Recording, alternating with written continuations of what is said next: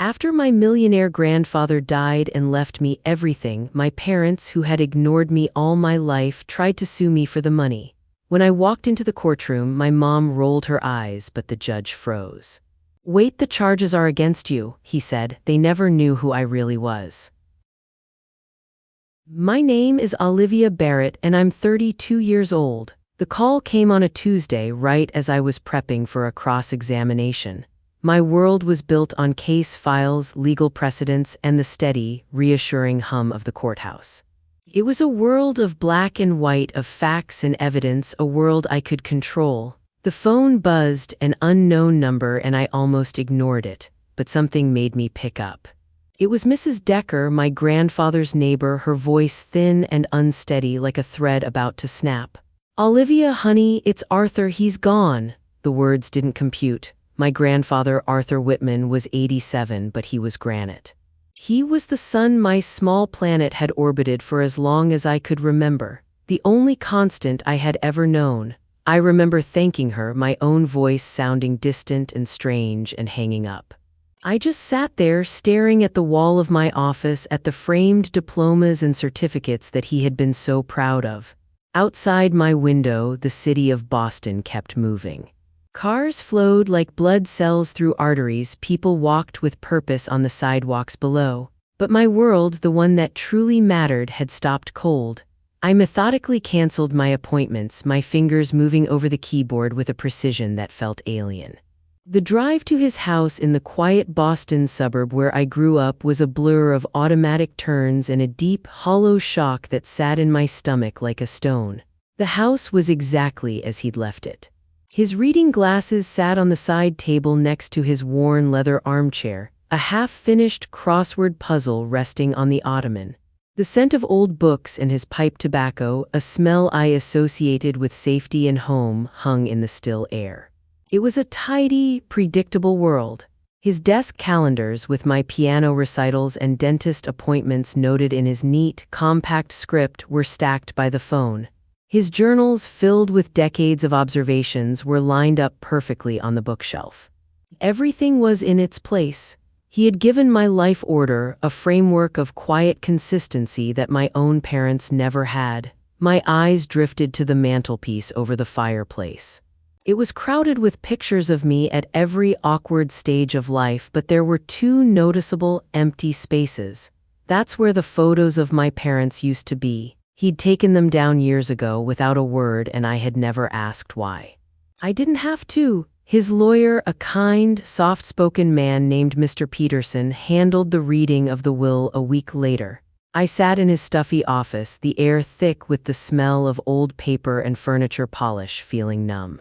I expected to inherit a few keepsakes, maybe his impressive collection of legal history books or his favorite armchair. I was his next of kin, but the thought of money had never crossed my mind. Our relationship wasn't about that. It was about Sunday dinners and him teaching me how to properly file a legal brief about presents. Mr. Peterson cleared his throat and began to read the document in a calm, steady voice. "To my granddaughter, Olivia Barrett, I leave my entire estate." The words hung in the air. I thought I must have misheard. He went on, listing the assets in a dispassionate tone that felt completely at odds with the earth-shattering information he was delivering. The Whitman house, the place where I'd grown up, valued at just over $1 million. Savings and investments carefully managed over a lifetime, a life insurance policy I never knew existed. He clicked his pen. The total value of the estate is estimated to be just shy of $3 million. The room went silent. The only sound was the frantic thumping of my own heart. I couldn't breathe. It felt like a mistake, a massive clerical error that would be corrected any second. This wasn't just a gift, it was a statement. It was a lifetime of showing up, of being there, of choosing to be family, all quantified on a single legal document. And my very first thought wasn't about the money, it wasn't about the house or the security it represented. It was a single, cold, sinking thought: they're going to hear about this. And I knew with absolute certainty that they would not be happy. It took less than a month.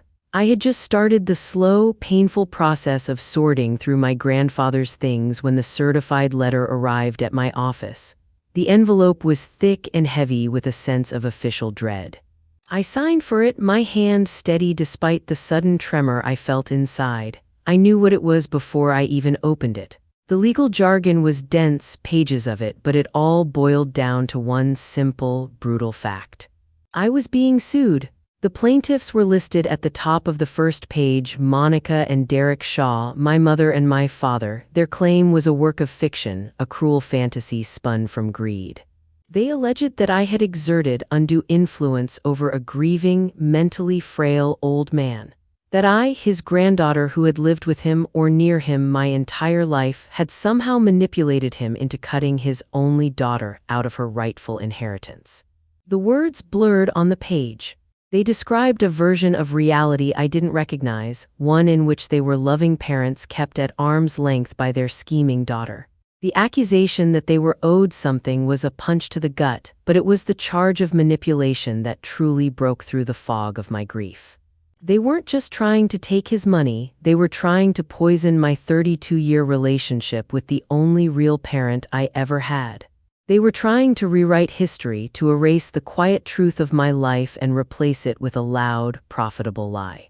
Their goal was clear: take the money and the house. Their method was just as clear: destroy me. I knew then that this wouldn't be a simple negotiation or a family argument. It would be a war, and it would be fought with memories and receipts. In that moment, sitting in the silence of my office, I was no longer just a grieving granddaughter. I was a defendant. I couldn't represent myself. As a prosecutor, I knew better than anyone that the person who acts as their own lawyer has a fool for a client. This was too personal. My judgment was a tangled mess of grief and white-hot anger. I needed someone who could see the case for what it was, a set of facts. I called Ruth Delgado, one of the sharpest civil litigators in Boston. We'd faced off in court once before, and she had been relentless, surgically precise, but fair. I laid the thick summons on her polished conference room table. "They're claiming I coerced him," I said, my voice flatter than I intended. Ruth read through the documents, her expression unreadable. She didn't offer sympathy or condolences. She offered what I actually needed: professional detachment. She looked up, her eyes sharp. "Did you care for him in his final years?" "Yes, of course," I said. "Did you manage his finances?" "No, he was sharp as a tack until the very end. He managed his own affairs." "Were you present when the will was signed and witnessed?" "No, I didn't even know its contents until the reading." She nodded slowly, processing. "Okay," she said finally, "I'll take the case." Her fee was steep, a significant chunk of what I was fighting for, but my grandfather's legacy was priceless. "Be prepared," she warned, leaning forward. "They'll try to paint you as a predator, a greedy, manipulative caregiver who took advantage of a lonely old man. They'll try to paint him as a victim. Our job is to prove that he was in his right mind and you were just the person who showed up." That phrase, "the person who showed up," stuck in my head. It was the simplest, truest thing anyone had said since this nightmare began. It was the entire case boiled down to 5 words. Their lawyer sent the first round of discovery requests. It was a legal broadside demanding everything. My financial records, my emails, my phone logs with my grandfather, everything short of a blood sample. But it was their initial filing that laid out the story they intended to tell the court. It was a masterpiece of fiction. It described my mom as a devoted daughter who was cruelly kept at a distance by my controlling and manipulative influence. It claimed my dad had made countless efforts to be a part of my life, all of which I had supposedly rebuffed. It painted a picture of weekly phone calls that never happened, of holiday visits I knew for a fact were lies. They even claimed they'd sent cards and gifts for every birthday, gifts I had never received. I sat with Ruth in her office, going through their claims line by line, my anger a cold, hard knot in my stomach. I wanted to scream. "This is a lie, all of it, they were never there." Ruth held up a hand, stopping me. "I know, Olivia, but emotion doesn't win cases, evidence does." She was right. Their tactic was clever in its audacity. They were creating an alternate reality, one so detailed and so emotionally charged that a judge, any judge, might believe it over the quiet, boring truth of their 30-year absence. They were betting that their performance of aggrieved parents would be more compelling than my lifetime of just being there. They were turning my life into a story, and they were trying to make me the villain. Their first real move in court was a motion to freeze the estate's assets. Their lawyer argued that I was a flight risk, that I might liquidate everything and disappear before the case could be settled. The idea was laughable. Where would I go? The house they were trying to take was the only home I'd ever known. Ruth argued against it forcefully, stating that I had deep roots in the community and a professional reputation to uphold. She pointed out that there was zero evidence that I was financially irresponsible. But the judge, a man I didn't know who was just handling preliminary motions, granted a partial freeze. I was allowed to pay the ongoing bills for the house and my legal fees, but the bulk of the investments and savings were locked down, untouchable. It was a small loss, a procedural setback Ruth assured me was common, but it felt huge. It felt like a punch. It was the first time a court, the institution I had dedicated my life to, had given even a sliver of legitimacy to their outrageous claims. It was a validation of their lie. That partial freeze was a signal that the system could be used against me, that a well-told story could be more powerful than the truth. The battle wasn't just about my memories anymore. It was about who could tell the more convincing narrative in front of a judge. And with my assets partially frozen, my options for fighting back were narrowing. My only path forward was to find cold, hard proof that could demolish their fiction. Ruth's instructions were simple: gather anything and everything that established a timeline of my relationship with my grandfather. So I spent a weekend in his house, not as a granddaughter mourning her loss, but as an investigator building a case. The shift in perspective was jarring and deeply painful. Every closet I opened, every drawer I sorted, every dusty box I pulled down from the attic felt like a piece of a puzzle I was forced to assemble. I found the photo albums first. There I was, a gap-toothed 7-year-old at a birthday party. There I was in an ill-fitting cap and gown at my high school graduation, at my college graduation. At countless school plays and piano recitals. Arthur, my grandfather, was in every single picture, beaming with a quiet pride that radiated from the glossy paper. My parents were in none of them. I found stacks of my old report cards from elementary school, each one signed by him in the space marked Parent Guardian. I found years of childish notes I'd left for him on the fridge, held in place by a collection of tacky magnets. Gone to library, be back by 5, love, live. There was even a framed, clumsy drawing I'd made for him in first grade of the two of us holding hands with the sun smiling down.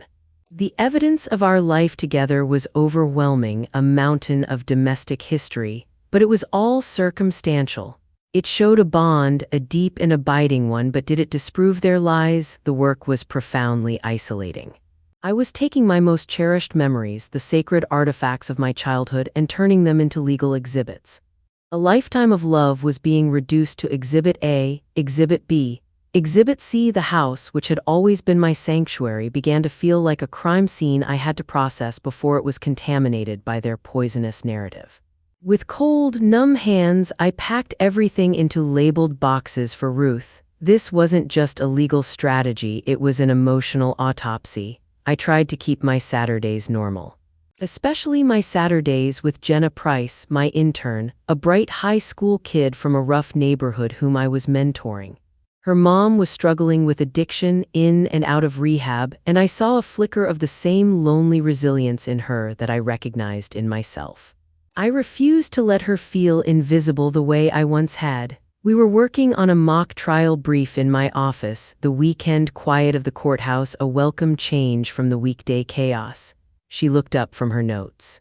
"Are you okay, Miss Barrett? You seem far away." I hesitated. I didn't want to burden her with my problems, but I didn't want to lie either. I gave her the simplest version of the truth. "Just a family disagreement over a will." She got quiet, her pen still. My mom's family did that when my grandma died, she said softly. They fought over a flat-screen TV and some old jewelry.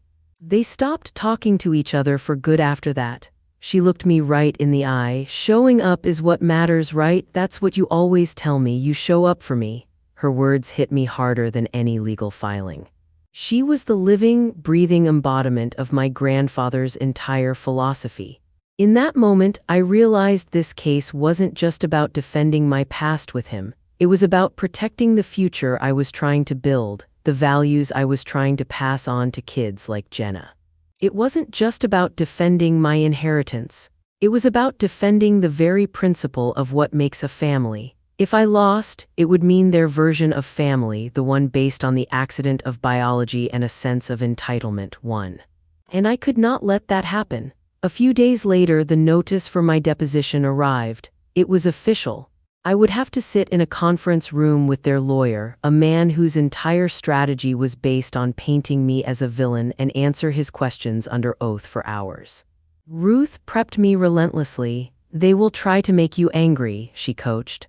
They will twist your words. They will ask insulting, invasive questions about your life, your finances, your relationship with your grandfather. Your job is to be a boring, factual robot. Yes, no, I don't recall, that is all. They wanted to know about every gift Arthur ever gave me, every vacation we took together. They zeroed in on the time he helped me with the down payment on my small condo and when he co-signed my student loans for law school. Their goal was transparent. To build a narrative of my financial dependence on him, to make it look like I was grooming him for years. A long con culminating in a multi-million-dollar payout. I was forced to go through my own bank statements, my own life, looking at every act of his generosity through their cynical lens, searching for anything they could twist and use against me. The process felt like a profound violation. My personal history, the story of my grandfather's quiet and constant support, was being reframed as a criminal enterprise. The pressure was immense. One wrong word, one flash of anger in that deposition room, and they could use it to destroy my credibility in court. I practiced with Ruth for hours, learning to lock down my emotions, to answer only the question asked, to volunteer nothing. The prosecutor in me was being turned into a witness for the defense, and the defendant was myself. The problem, I soon discovered, was much wider than I had assumed. Court filings are public records available to anyone who cares to look. A distant cousin I hadn't spoken to in a decade called me out of the blue. I heard about what you did to Monica, she said, her voice dripping with accusation. I can't believe you'd be so greedy after everything she's been through. I was so stunned I couldn't even form a response before she hung up. The story was spreading through the family grapevine, a twisted, third-hand version where I was the villain and my mother was the heartbroken victim. It was obvious my mom was working the phones, cementing her narrative, poisoning the well with anyone who would listen. The judgment wasn't limited to distant family. I saw a family friend at the grocery store, a woman who had known me since I was a child. She saw me, her eyes widened in alarm, and she suddenly couldn't make eye contact, hurrying down another aisle as if I were contagious. The public nature of the lawsuit meant I was being tried and convicted in the court of public opinion by people who only had one side of the story, their side. My professional reputation felt at risk, too. A prosecutor accused of manipulating an old man for money, it was a stain that could be impossible to remove. The case wasn't just happening in a courtroom anymore. It was happening in my community, in what was left of my family, and most of all, in my own head. The stakes sharpened with every sideways glance and every whispered conversation I walked past. I wasn't just fighting for money or a house. I was fighting for my name. I thought I had been through everything in the house, every last piece of paper, but I'd missed one box. It was tucked in the far corner of the attic, hidden under a dusty, plastic tarp. It was a simple banker's box, labeled in my grandfather's precise hand, Whitman Financials 1995 to 2018. My grandfather was nothing if not meticulous.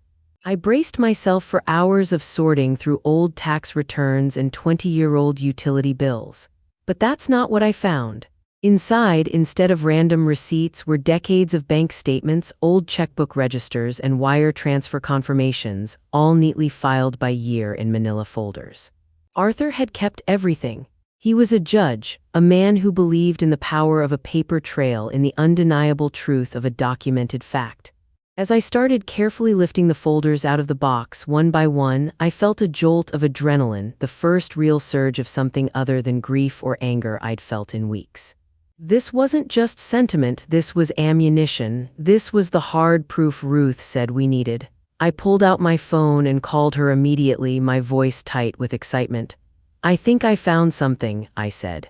"Something big." She told me to bring everything to her office first thing in the morning. For the first time since this ordeal began, I felt a flicker of genuine hope. The story wasn't just my word against theirs anymore. My grandfather, even in death, was still looking out for me. He had left me the tools I needed to fight back. His quiet, methodical nature, the very thing their expert would later call a symptom of anxiety, was his last and greatest gift to me. At Ruth's office the next morning, we spread the contents of the box across her massive conference table. It looked like a paper blizzard had hit the room. It took us hours, working with mugs of coffee and a calculator, to piece it all together. And then we found it. Tucked into a file from 23 years ago was a carbon copy of a wire transfer receipt. The recipient, Monica Shaw, the amount $3,000. Then we found another one from the next month. And the month after that, a clear, undeniable pattern emerged from the sea of paper. For 23 years, without a single month missed, my grandfather had sent my mother $3,000. We did the math, our pens scratching on legal pads. $3,000 a month for 276 consecutive months. That was $828,000. It was a staggering amount of money. This wasn't a daughter being kept at a distance. This was a daughter being fully subsidized. He had been paying her month after month for the life she had chosen to live away from us. This was the first piece of concrete proof. A clear, undeniable financial record that directly contradicted their entire narrative of being shut out and forgotten. They hadn't been denied a relationship. They had been receiving a generous allowance. Suddenly, their lawsuit made a horrible, cynical kind of sense. It wasn't about a father's love or a daughter's inheritance. It was about their allowance being cut off. The lie they had constructed wasn't just a simple untruth. It was a breathtakingly cynical piece of theater, and we had just found the script. Cross-referencing the bank statements with Arthur's old desk calendars revealed another, even more damning layer to their neglect. His calendars were Spartan, filled with the simple appointments of his life. Olivia, piano recital; dentist, 2 p.m., lunch with colleagues. Visits from my mom were rare, maybe once or twice a year, usually around a major holiday. He marked them with a simple, unadorned initial, M, but when we looked at the bank statements, there were other payments scattered throughout the years. These were larger lump sums marked in his check register with the word emergency. One was for $10,000. The memo line on the check copy read, Derek Carr. Another for $15,000 had a memo, Monica credit cards. These so-called emergencies never seemed to coincide with a visit. There was no M on the calendar for those weeks. The pattern was transactional and cold. There would be a request, a wire transfer, and then nothing but silence for another 6 months. The calendars told a story of presence. My presence, noted in dozens of small, daily ways. The bank statements told a story of absence, their absence punctuated only by demands for cash. This evidence was surgical. It dismantled their entire narrative piece by piece, not with my emotional testimony but with my grandfather's own dates and numbers. In his quiet, methodical way, he had left behind a perfect, undeniable ledger of their greed and his granddaughter's constancy. Armed with this mountain of proof, Ruth advised a new strategy. We would file all of it with the court, a supplemental filing that would blow their case out of the water. But before we did, I made a decision. It was a risk, but one I had to take. I called my mom. It was the first time I had initiated a call to her in years. Her voice was cautious when she answered, probably expecting me to beg or offer a settlement. I kept my own voice perfectly even, devoid of the anger churning in my gut. "I know about the money, Mom," I said. "The $3,000 a month for 23 years. There was dead silence on the other end of the line. For a single, fleeting moment, I thought she might crack, that she might drop the act and reveal a flicker of shame. I was wrong. Her voice came back, no longer cautious but cold and hard as ice. "Your grandfather wanted to help us. It has nothing to do with this lawsuit." "It has everything to do with this," I said, my voice rising slightly despite my best efforts. "This lawsuit ends now, or this all becomes a matter of public record. Every check, every wire transfer. You wouldn't dare," she spat, her voice filled with venom. "You wouldn't dare embarrass this family in public." The word family was so absurd in that context.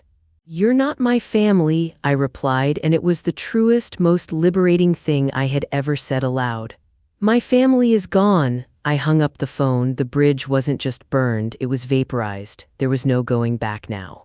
I had committed to seeing this through to the bitter end, no matter how ugly it got. After finding the financial records, I felt compelled to go back to the box Mr. Peterson had given me from my grandfather's safe deposit box. I sifted through the official documents, the will, the deed to the house, insurance policies. Tucked at the very bottom, beneath everything else, I found something I had overlooked in my initial grief-stricken haze. It was a second, thicker envelope. Like the first, it was sealed with my name written on the front in Arthur's steady, familiar hand. The main letter in the box had been from him, a formal explanation of the assets. This one felt different. This one felt personal. My hands trembled as I carefully slid my finger under the flap and opened it. I was half afraid of what it might say, what final secret it might hold. Inside was a letter, several pages long, written on his personal stationery. And nestled within the folded pages was a small, unlabeled USB drive. The letter began, "My dearest Olivia, if you are reading this, it means I am gone and you have likely met with some resistance from your mother." A sad, knowing smile touched my lips. He had anticipated this, of course he had. He knew them so well. The thought was both heartbreaking and deeply comforting. He wrote about his love for me, not in flowery, emotional language, but in the simple, direct terms he always used. He was proud of the woman I had become, proud of my career, proud of my character. He explained that the inheritance wasn't a reward, it was a tool. It was a way to give me the security and peace of mind they had never provided. Then, on the final page, he wrote about the USB drive. "I hope you never need to use this, but if they choose to make this difficult, this is my testimony." With a sense of nervous reverence, I walked over to my laptop and plugged the small USB drive into the port. A single video file appeared on the screen. My heart hammered against my ribs as I double-clicked it. The video opened on my grandfather sitting in his favorite worn leather armchair in the study. The late afternoon sun was streaming through the window behind him, creating a kind of halo around his white hair. He looked directly at the camera, his gaze steady and clear. He stated his full name, the date 2 years before his death, and that he was of sound mind and body and was making this recording of his own free will. "I am recording this to make my intentions regarding my last will and testament perfectly clear," he said, his voice as calm and authoritative as I remembered it from the countless times I'd watched him on the bench. He went on to explain the monthly payments to my mom. "It was not a gift out of familial obligation," he clarified, his voice precise. "It was a choice. I chose to support my daughter financially so that she could live her life as she saw fit, but my legacy, the home that Evelyn and I built, the security we saved for, that is for the person who built a life here with us." He paused, his eyes seeming to find mine through the screen. "That person is my granddaughter, Olivia Barrett." He wasn't angry or bitter. He was a judge delivering his final, most important ruling. He ended the video with a sentence that defined my entire life. "This will rewards consistency, not biology. It rewards the person who showed up." Tears I didn't know I was holding back streamed down my face. It was like he was right there in the room with me, giving me my marching orders. I watched the video 3 times in a row. It changed everything. This wasn't just my fight anymore, it was his. He had left me the ultimate weapon, a shield and a sword all in one, but using it would come at a steep personal cost. Playing this video in open court would be a public spectacle. It would mean airing our family's private pain for the world to see, for reporters to write about, for strangers to judge. Ruth laid out the options clearly. We could use the video as leverage to force a quiet settlement. We could show it to their lawyer in private, and they would almost certainly drop the case immediately to avoid the public humiliation. That was the safe path, the quiet path. But a settlement, a quiet victory behind closed doors, would mean the truth would stay hidden. Their lies would just fade away, never being publicly corrected or judged. It would be a draw, not a decisive win. My mom and dad would be able to walk away and continue telling their twisted story of the victimized parents and the greedy, manipulative daughter to anyone who would listen. My grandfather recorded that video for a reason. He didn't want the truth to be used as a bargaining chip in a backroom deal. He wanted it heard. In that moment, I made my choice. No settlement, I told Ruth over the phone later that night, my voice firm. We're going to trial. I want a judge to rule on this. I was choosing the fire. I want to help build this case, I told Ruth, and I meant it the way you mean a promise you plan to keep. It wasn't bravado. It was the kind of cold, practical decision I'd made a dozen times in courtrooms. Analyze the facts, map the gaps, and close them until there was nowhere left to hide. I wanted to be more than a passive defendant who sat and let other people tell my story. I wanted to be the person who laid out the timeline, who knew which photo went where and why a particular wire transfer mattered on a Tuesday in June.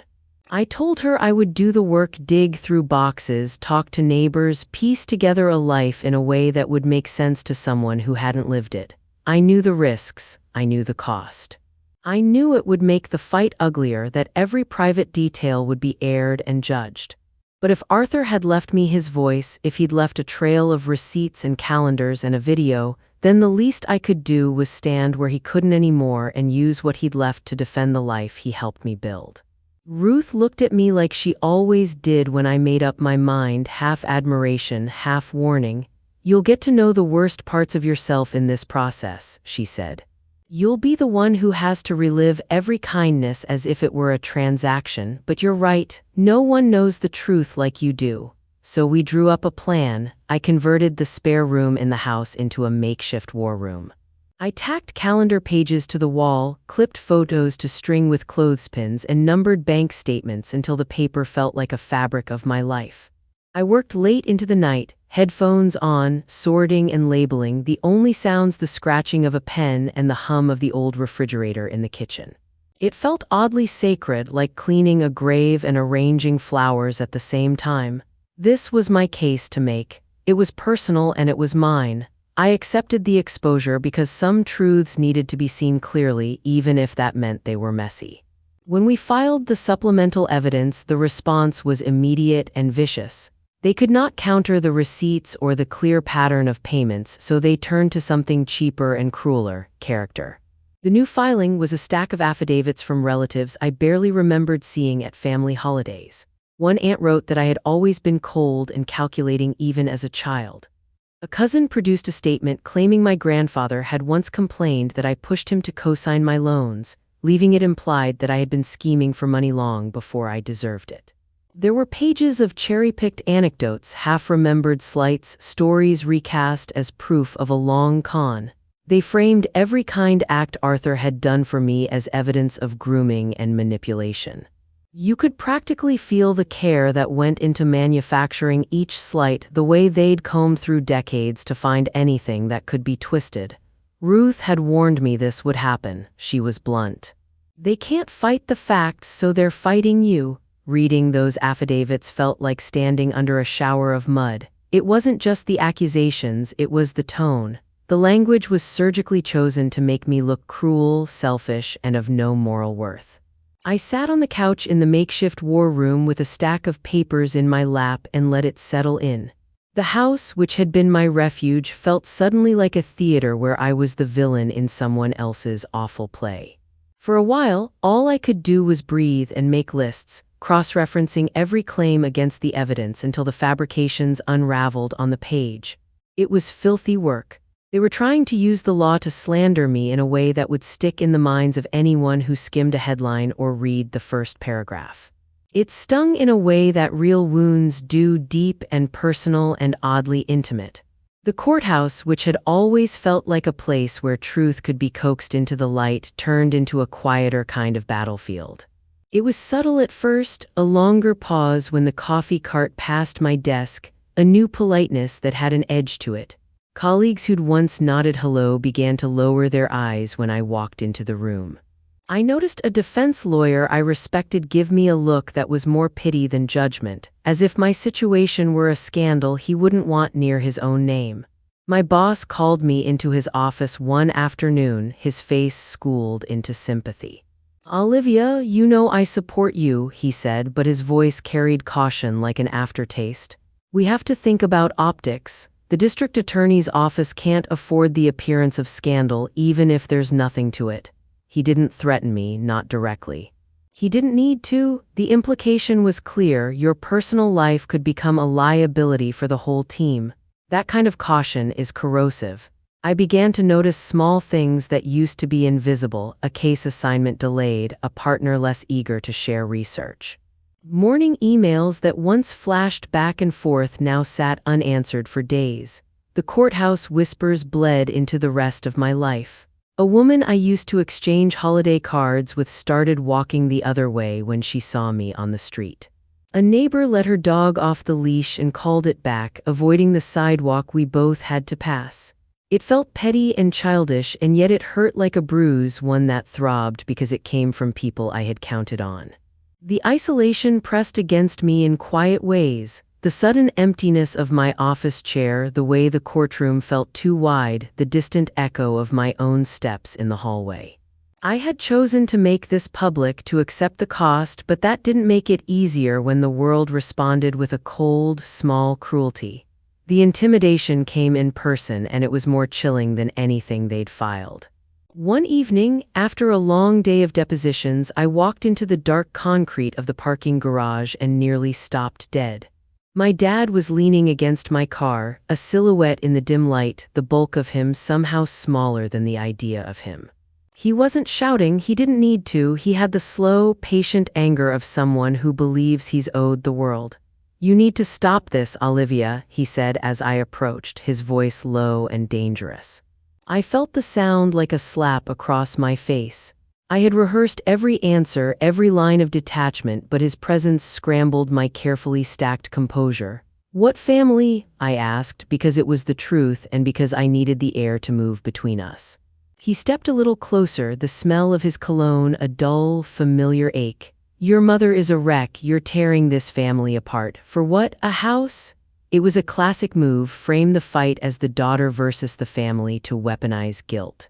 I held my ground. "You're the one who filed a lawsuit," I said. "You started this. I intend to finish it." His jaw worked. He leaned in as if proximity would make me bend. "You'll regret this," he murmured. There was no promise of violence, only a threat wrapped in the language of consequence. "We won't be the only ones who get hurt." The words were meant to unsettle me, to conjure images of reputations, of careers, of people I loved being dragged through the mud. My heart hammered. The fluorescent lights buzzed overhead. For a moment the garage felt like a stage, and he held the script. I didn't argue. I didn't give him the satisfaction of a scene. I stepped into my car, fingers slick on the steering wheel, and started the engine. The car light blinked on, casting us both in a small, clinical glow. He watched me with that smug, satisfied look that people get when they think they've won without bloodshed. I felt the hot adrenaline of fear and the cool clarity of resolve braided together. "You'll regret it," he said again, and I thought of the hundreds of small ways he'd already chosen his own comfort over any responsibility to me. I backed out slowly, his silhouette shrinking in my rearview mirror, and drove away with my hands white-knuckled on the wheel. The tires squealed, the garage door clattered, and I kept my eyes on the road because in that moment the only thing I wanted to feel was the steady certainty that I had made the right choice. A few days after the parking garage, Mrs. Decker called me. Her voice was thin and quick, like she was afraid to say too much at once. "Olivia," she said, "I didn't want to tell anyone else, but I thought you should know." I felt my skin go tight. She told me about the shouting she'd heard a few months before Arthur died, a voice she recognized as Mom's. She'd seen Mom's car on the street more than once, sometimes parked for a long while, sometimes just slow rolling down the block. She'd seen her sit in the car on the phone looking up at the house. It was like she was watching, Mrs. Decker said. Not visiting, watching. The way she said it made my stomach drop, watching, not coming in. Not staying for coffee or to fold laundry or to sit with Arthur while he read, watching like someone deciding when to act. She told me a story about a late afternoon when she saw Mom park a block away, stare at the house, then drive off. "She didn't come in," Mrs. Decker said. "She just sat there. I thought maybe she was waiting for someone to leave. It made me uneasy." She agreed to come to court and tell what she'd seen. Her testimony was quiet and sure, an elderly neighbor who loved the man on the other side of this mess and would not stand by while others lied about him. When she hung up, the room where I was working felt suddenly colder. Mrs. Decker's call put a finer point on what I already suspected. This wasn't a story of wounded parents denied access. It was something closer to stalking, or at least a strange, resentful hovering. I stared at the calendar pinned to my wall, fingers tracing a week 2 summers ago when my grandfather had a scribbled note about visitor, did not come in. The pieces started to line up in a way that made my jaw ache. I thought about the picture frames on the mantel and the empty spots where Mom and Dad once were. I thought about their hands reaching out only for what a man had in his bank account. Mrs. Decker's voice had given us another witness, another small, steady light to use in court. Mrs. Decker's call sent me back to the house that night.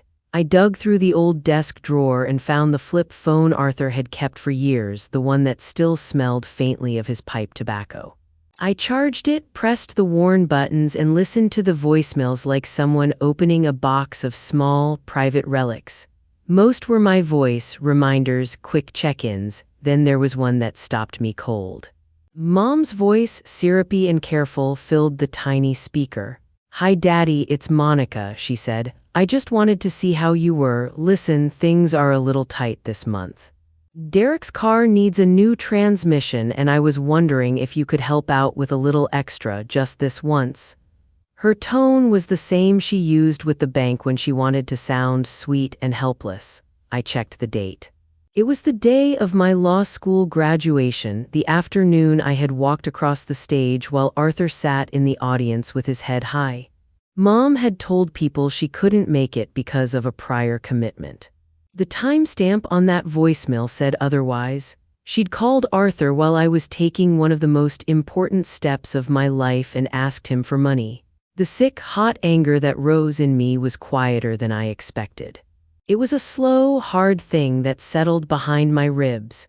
The voicemail didn't scream, it whispered the kind of truth that stings more because it's so ordinary. You could almost hear her counting out the reasons, car, bills, crisis in soft, practiced phrases. I saved the file, labeled it, and felt the world narrow down to a handful of facts that could not be spun into sympathy. The voicemail and Mrs. Decker's willingness to testify pushed us into a corner where only one plan made sense. Ruth and I sat in her office, the city noise a distant hum behind the blinds, and we talked like two detectives laying out a map. We had the money trail, we had calendars, photos, and now a neighbor who could say Mom wasn't visiting, she was circling. We had a recording of Mom asking for cash on the day I celebrated a major milestone. If we used all of it, the picture was ugly and it would be public and it would humiliate Mom. I thought about what that meant. I thought about the quiet things my grandfather had taught me about dignity and about speaking plain truth. We could try to use the video from Arthur as leverage and get a quiet settlement. That would spare the family a public spectacle. But it would also let Mom and Dad keep their story, victimized, cheated, unchallenged. It would let them slip back into the comfortable role they'd built for themselves in the minds of relatives and strangers. Ruth said, "You can force a settlement. They'll back down when they know we'll play everything." Her fingers tapped the table. "But if you want the truth to be on the record, if you want that voicemail, those payments, and the calendars laid out where people can see them, then you have to be ready for the fallout."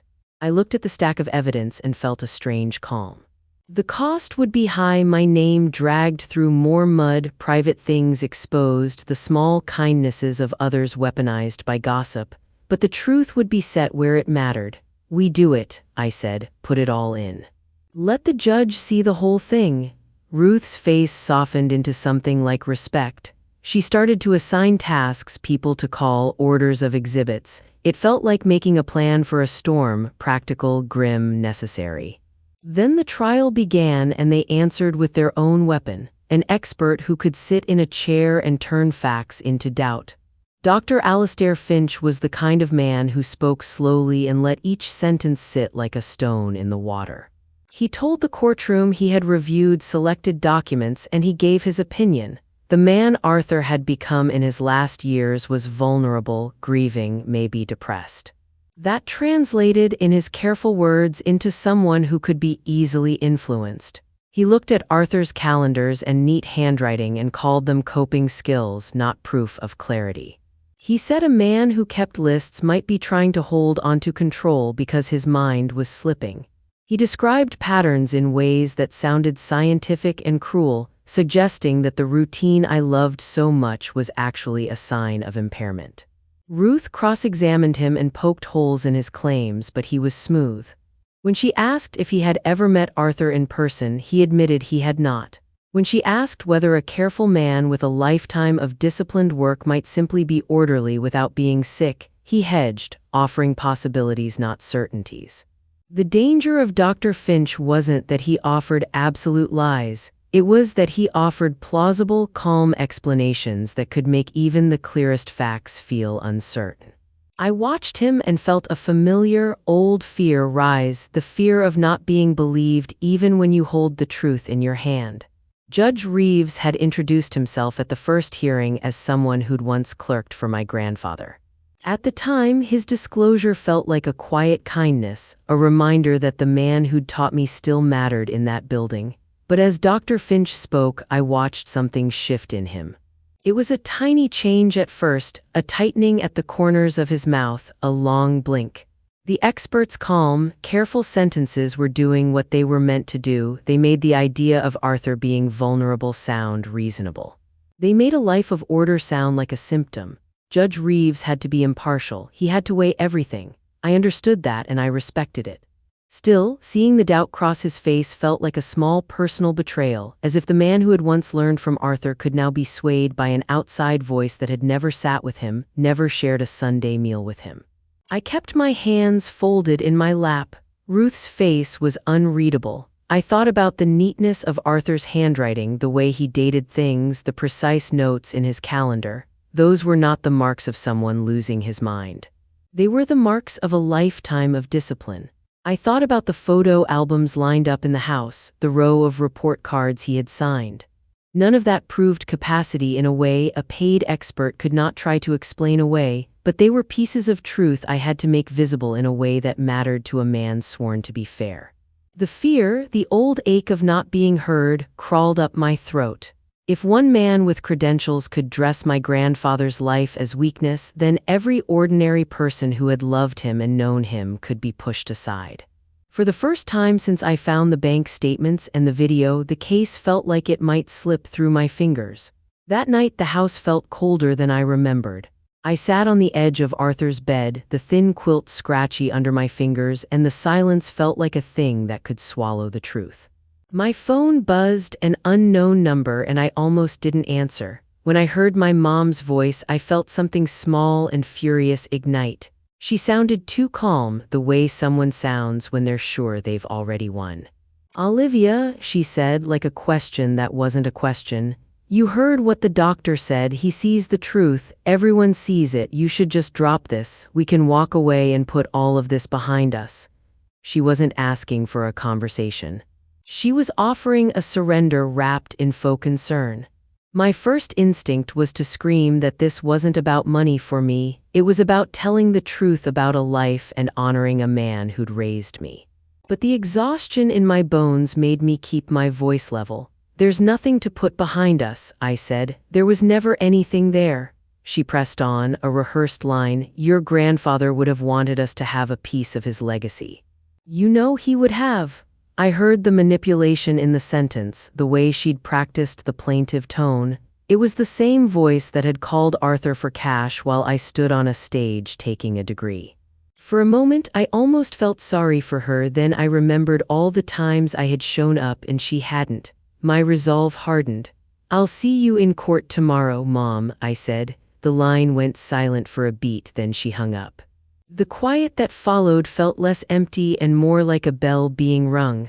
I had to be ready. Ruth surprised me that morning with a small nod and a folder of exhibits. When the judge allowed Ruth to call me, I walked forward with a strange calm, the kind I had when a trial team trusted me to lay out facts like a map. The courtroom smelled of old coffee and leather. My mom and dad sat together, their faces practiced. There's the look of people waiting for an outcome they'd already decided on. I took the oath and sat for a moment, letting the sound of the room settle. When Ruth asked me to describe my relationship with my grandfather, I didn't talk about feelings. I said what she taught me to say, clear, short facts. "I lived with him and Grandma for most of my life," I said. "We had dinner together almost every Sunday for 32 years. He took me to every recital, every graduation. He signed my school papers. He was the person who made the calls if I was sick and the one who came to every parent-teacher meeting." I saw my mom and dad rarely. In the last 10 years, I saw them 6 times. 5 of those times were at funerals. Ruth asked for specifics and I gave them dates, events, the exact number of visits tied to the entries in Arthur's calendars. It felt strange to speak like this about a life I'd lived, but saying it plainly, like a simple accounting of where people had been and where they hadn't, carried a gravity that emotion alone could not. My voice was steady, and with each fact the room quieted. I was no longer just a granddaughter crying for a man she'd loved. I was a witness to a life, and I could finally make the world see the pattern he'd lived by. Ruth moved then to the exhibits. The screen at the front of the courtroom lit up with a timeline we'd built from Arthur's records. First came the river of $3,000 transfers lined up month after month. I watched the judge's hand move to his chin as the line of payments unspooled across the display. Next came scans of Arthur's desk calendars, his tiny, precise notes showing Olivia, recital, Olivia. Dentist, and the rare, sparse M for visits from my mom. Ruth walked the judge through it in plain terms. Here is support for living expenses. Here are lump sums labeled emergency that didn't match with visits. Here are dates where money was sent and no visit was logged. We put up photographs, me at 13, all gap-toothed and awkward, and my grandfather's face in the front row at my high school graduation, a college cap and gown with him beaming in the audience. Empty chairs at other events where a mother and father might have been. Then Ruth asked the clerk to play the voicemail we had pulled from Arthur's old phone. My mom's voice filled the room, bright and practiced, asking for a little extra on the day I took a degree. The sound seemed to hang there, small and ordinary and devastating. My mom's head dropped. My dad's knuckles whitened on the arm of his chair. The pieces were there, laid out in a way that facts by themselves could not be ignored. The last piece we played was not a man's opinion or a cherry-picked memory. It was Arthur in his own voice, in his own chair. Ruth told the clerk to roll the file. The courtroom lights dimmed a little and the screen filled with the study I knew so well, the clock on the mantel, the green banker's lamp, the stack of mail he'd never throw away. He looked straight at the camera as if it were a courtroom full of people and said, plainly, who he wanted to have his home and his savings. My parents' lawyer stood up on instinct, objecting, trying to say the recording didn't prove context. The judge listened, then nodded and let the recording play. Arthur talked about the money he'd sent my mom, about the checks and why he wrote them. He said he chose to help his daughter with cash because he could, but that his home and his life savings were for the person who had built a life with him, the the person who showed up. He even said my name. When he said, "This will rewards consistency, not biology," there was a weight to it that no amount of argument could lift. Watching him speak calm sense from the other side of death felt like watching a man hand me a shield. He was not confused or swayed. He explained in short, clear sentences the logic behind every decision he'd made. He talked about Sunday dinners and piano recitals and the way one person had been there uncomplaining through all the small things that add up to a life. The camera lingered on his hands as he folded the paper in his lap, and when the recording stopped, the room smelled like old books and coffee for a second, almost as if he'd never left. Everyone sat very still. For a while there was no paperwork, no posturing, just the simple, undeniable fact of his voice and his reasons. Judge Reeves took off his glasses and his face shifted. He had known Arthur. The recognition in his eyes was quiet, like someone seeing a teacher on the end of a long hallway and suddenly understanding more than they had a moment before. My parents' lawyer made one last burst of argument about feelings and empathy, but after the recording, those words felt small. Ruth leaned in and closed our case. I sat back and let the air out of a part of myself I'd kept pulled tight for months. Judge Reeves read slowly, and I watched his hands move across the page like a person folding a map into a precise square. He didn't glance at anyone for a while, he simply spoke. "I knew Arthur Whitman for many years," he said, his voice steady but soft. "He was a man of order and clarity." The evidence in this courtroom, including the clear, direct statement he left, shows his intentions were deliberate. He named the facts: Arthur's calendars, the bank records, the neighbor's testimony, the voicemail, one by one, like pegs holding up a simple structure. When he said the will was valid, some part of me expected fireworks, but the room only let out a low, shocked breath. Then he said something that landed heavier than the ruling itself. He called the suit frivolous and said it had been brought in bad faith. In plain terms, they had tried to lie and use the court to get what they wanted. He ordered Mom and Dad to pay my legal fees. The papers he signed would mean they had to cover the cost of what they'd started. I felt a strange mixture of relief and sorrow. Relief because the last thing Arthur left me was protected, and sorrow because I knew what the order could do to them financially. Mom made a sound like a small animal hurt and leaned into Dad. He looked older than the photos they'd posed for, smaller, as if he finally saw a consequence he hadn't wanted to imagine. I didn't cheer. I didn't make any dramatic gesture. I sat very still and breathed like the floodgate had opened and a little of the pressure had gone out. Ruth gave me a nearly invisible nod, and for the first time in months I let my shoulders drop. It wasn't victory in the way stories promise, there were costs, but it was the truth being named plainly in the place where truth mattered most. The judge closed the folder and said we were done. I felt both exhausted and emptied, like a room after a storm finally fell quiet. I walked out of the courthouse alone. The steps felt too bright in the afternoon sun, the stone warm under my shoes. Mom was there, waiting, and Dad stood a few feet behind her like a shadow she kept between herself and the rest of the world. There were no reporters, no cameras, just this small moment that had been building for months. Mom looked smaller than I'd ever remembered. "Olivia," she said, and the word was soft in a way that tried to make it a question. "How could you do that to me, to us?" It was the same old line. For a second, the absurdity of it almost made me laugh. How could I do it? I had defended Arthur's life by showing what his life had been. "You sued me," I said, and my voice was simple. "You tried to take the only home I've ever known, and you tried to poison the memory of the only parent who raised me. What did you expect me to do?" She blinked, and I could see the story she'd been telling herself fray at the edges. "But to play that video in front of everyone," she whispered, like that was the unforgivable thing. "That was Grandpa's choice," I said. "He knew you, he left his reasons in his own voice. He wanted the truth told."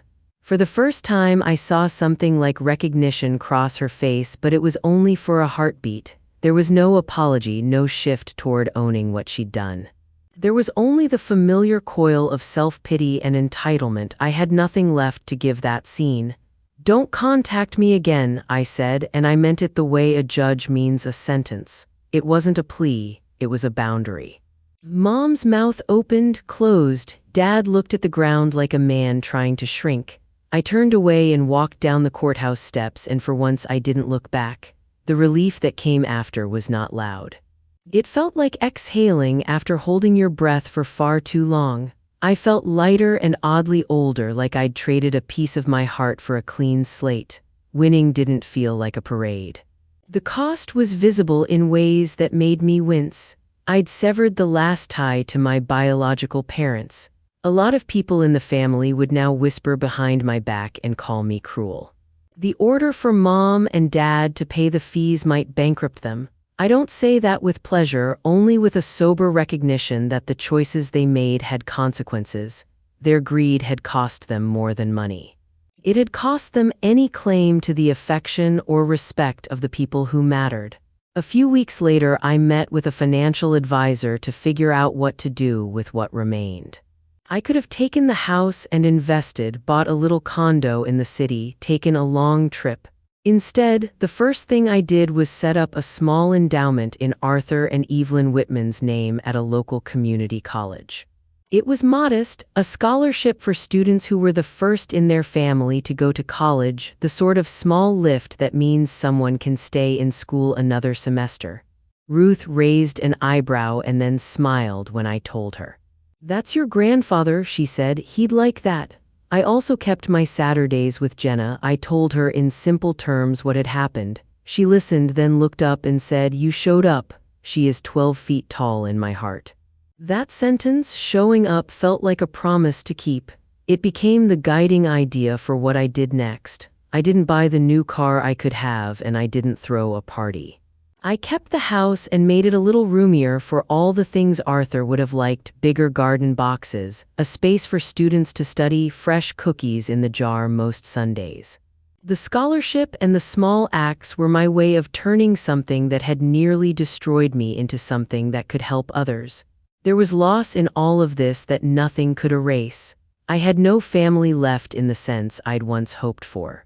But I had the house that smelled of pipe tobacco and old books, and I had the quiet knowledge that I'd honored the man who'd raised me. The final cost was real, but so was the promise I made to myself to keep showing up.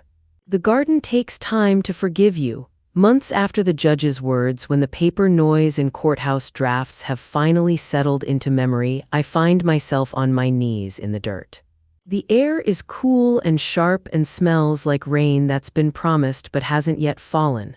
I have a bag of tulip bulbs, Evelyn's favorite, next to me, and my hands are caked with soil the way they used to be when I was a kid helping Grandpa pull up carrots. The house behind me looks the same as always. The same leaded windows, the same crooked fence Arthur fussed over, the same porch where we'd sit with mugs of tea on late afternoons. It feels like a house that's breathed out and been allowed to rest. I plant slowly. Each bulb gets its own small bowl of dirt, a little pat, a quiet blessing that sounds ridiculous until you say it out loud. My fingers find the places where the earth is soft, and I press the bulbs in like I'm tucking in tiny, hopeful secrets. Little roots, little futures. I think about the long months of paper and testimony, about the hours that felt like they were stealing oxygen from my lungs. I think about Jenna waiting at my door some Saturdays and how she watched me when I told her the outcome, like she was learning how to stand up for herself from a person who had done the same. No one comes by to photograph this. No one writes headlines about a woman planting bulbs, but this is what victory looks like to me. It's not the sum on an account or a house with a new coat of paint. It's holding the memory of Sunday dinners and choosing to keep that rhythm alive. It's making a little scholarship to help a kid stay in school. It's folding the recipe card with Arthur's oatmeal cookie notes into my own worn file, preheating the oven on a quiet afternoon, and knowing which corner of the living room chair is best for reading. When I stand up, my knees protest and my palms are a map of the day. I brush the dirt from my jeans and a wind stirs the maples. There's a small, ridiculous thrill. I plant not because I hold a grudge against those who left, but because I am making room for the life that chose me. The tulips will push through in spring, bright and stubborn.